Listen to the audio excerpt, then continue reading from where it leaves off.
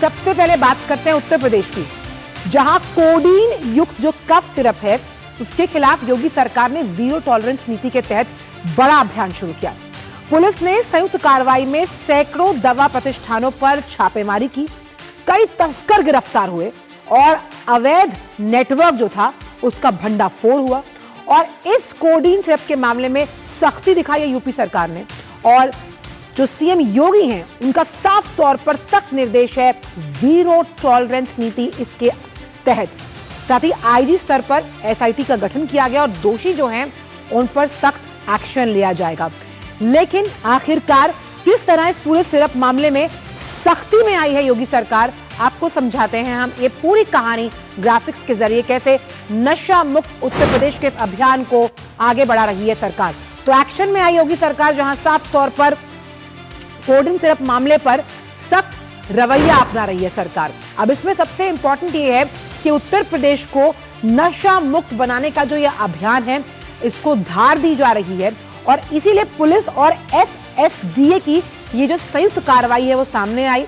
IG स्तर पर special investigating team का गठन किया गया है, और एसआईटी का गठन जो है उसमें क्या हुआ, बड़ी मात्रा में जो अवैध कफ सिरप है वो जब्त किए गए। 28 जिले, 128 दवा प्रतिष्ठान हैं जहां एफआईआर दर्ज की गई, और एनडीपीएस का जो एक्ट है उसके तहत कार्रवाई भी हुई। अब इसमें एक और अहम केंद्र बिंदु यह है कि जो अफवाह फैला रहे हैं उनके खिलाफ ही केस दर्ज होगा और नियम अनुसार कार्रवाई करने के निर्देश दिए गए।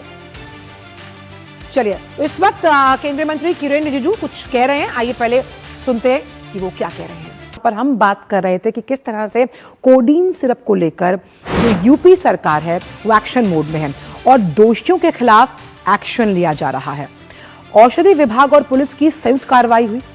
128 एफआईआर दर्ज होने के बाद जो अभियुक्त है उनकी धरपकड़ जारी है।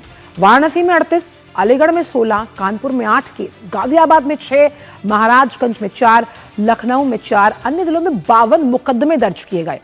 एसटीएफ ने भी 20 अभियुक्तों को गिरफ्तार किया।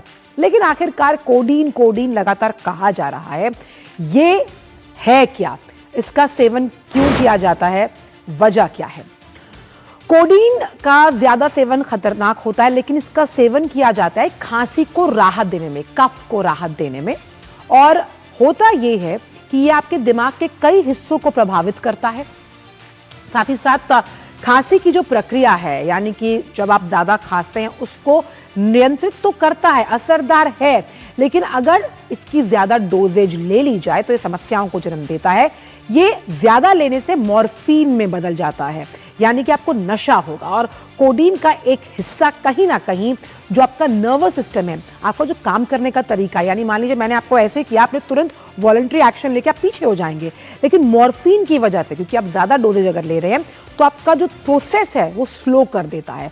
और ओवरडोज से अगर आगे की बात की जाए तो एपिलेप्सी यानी मिर्गी के दौरों का खतरा भी है, और बच्चों को घेर लेती हैं दिमागी बीमारियां। विकास सिंह लखनऊ से जुड़ गए। विकास, जिस तरह से कोडीन सिरप के खिलाफ जीरो टॉलरेंस नीति पर अब उतर आई है उत्तर प्रदेश सरकार, ऐसे में यह भी समझ में आ रहा है कई ऐसे सफेद पोश भी हैं जो इस पूरे सिंडिकेट का बड़ा हिस्सा हैं। बिल्कुल, इस सिंडिकेट में जितने सफेद पोस्ट हैं उन सब पर कार्रवाई करने की बात कही गई है। कल प्रमुख सचिव गृह और डीजीपी ने इस मामले में बताया कि 28 जनपदों में जो 128 एफआईआर दर्ज की गई है, इसके साथ ही एक एसआईटी का गठन किया गया है। यह एसआईटी में पुलिस महानिरीक्षक स्तर के इसके अधिकारी होंगे, और इसके साथ खाद्य सुरक्षा एवं औषधि प्रशासन विभाग से भी इसमें लोग रहेंगे। तो ये एसआईटी पूरे जो जिस तरीके से कार्रवाई की है, 279 प्रतिष्ठानों पे छापेमारी की कार्रवाई की गई है, 1 दर्जन से ज्यादा लोगों की गिरफ्तारी की जा चुकी है अब तक। लेकिन वो लोग जो अभी फरार हैं और वो लोग जिनके नाम इसमें शामिल हैं, और साथ साथ जो इसके पीछे हैं, उन सब के खिलाफ कठोर कार्रवाई के लिए एसआईटी का गठन किया गया है। और स्पष्ट किया गया है कि किसी भी प्रकार से प्रदेश के नागरिकों के स्वास्थ्य के साथ कोई खिलवाड़ नहीं होने दिया जाएगा। जो निश्चित मानक हैं उन्हीं के अनुसार दवाएं बिके। खासतौर से हम देख रहे थे पूरे उत्तर प्रदेश में जो इसका जाल फैला है, इसके जी एक चीज समझना चाहूंगी आपसे, क्योंकि ये दवाएं डॉक्टर द्वारा लिखी गई, यानी कि बहुत सारे ऐसे कफ सिरप में जिसमें कोडीन का कॉम्बिनेशन होता है, और मेडिकल रिप्रेजेंटेटिव्स का इसमें कितना बड़ा रोल आप मानते हैं? हम देखते हैं, हम डॉक्टर को चेक कराने जाए तो एक पर्टिकुलर टाइम लिमिट रखा हुआ है, वो उसमें एमआर से मिलते हैं, वो दवाएं लिखी जाती हैं, धड़ल्ले से बेची जाती है, मरीजों को दी जाती है बिना ये जाने कि उसका स्वास्थ्य पर असर क्या होगा।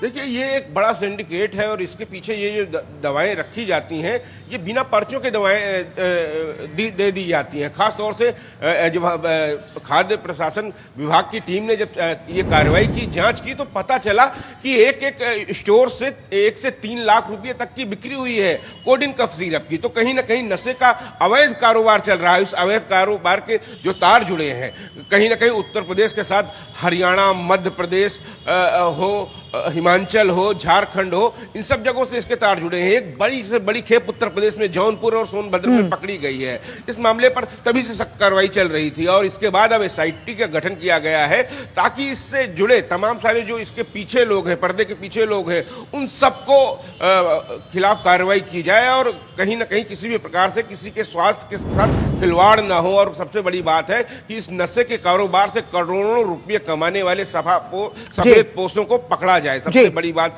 यह है इस मामले में। चूंकि हम देखते हैं कि ये जो सिंडिकेट चलता है, ये पहले ओरिजिनल मेडिकल स्टोरों के नाम पे तो दवा जाती है, लेकिन उसकी बिक्री का कोई रिकॉर्ड नहीं है इन लोगों के पास। उसकी बिक्री का रिकॉर्ड चेक करने के लिए बिल्कुल विकास, आपने बहुत अहम बात कही। इसीलिए जो जीएसटी भरती हैं तमाम जो दवा कंपनियां हैं, उनके फॉर्म्स को भी खंगाला जा रहा है और ऐसे में कोडीन को नशे के लिए इसलिए भी इस्तेमाल किया जाता है क्योंकि उसकी वो बहुत सस्ते दर पर मुहैया होती है। यानी कि अगर आप शराब की कोई बोतल खरीदते हैं तो उसका अमाउंट ज्यादा, ऐसे में कोडीन खरीदना सस्ता होता है। बहुत बहुत शुक्रिया विकास, आपसे इन तमाम जानकारी को आगे भी हम बुलेटिन्स में लेते रहेंगे।